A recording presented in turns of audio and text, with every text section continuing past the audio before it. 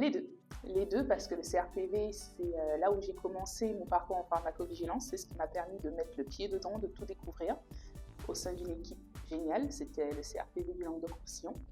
Donc des professionnels très habitués à former les étudiants en particulier.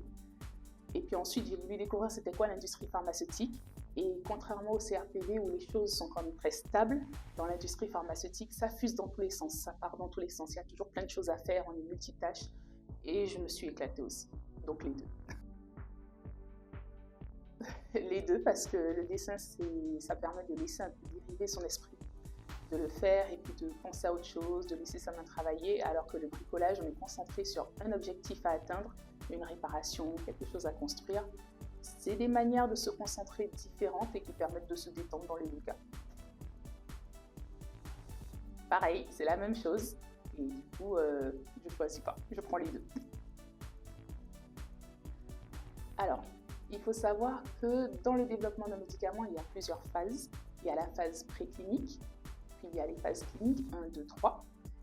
Ensuite, il y a la phase de commercialisation qu'on appelle la phase 4. Donc la pharmacovigilance, c'est le fait de surveiller un médicament qui est déjà sur le marché, donc post-commercialisation.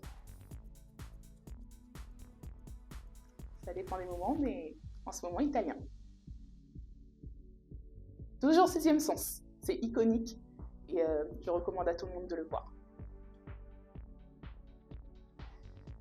Alors, les deux. Je vais m'appuyer sur un dicton qui dit « Tout seul on va plus vite, ensemble on va plus loin ». Avant. Je ne sais pas doser les céréales, donc je mets le lait d'abord. Les deux.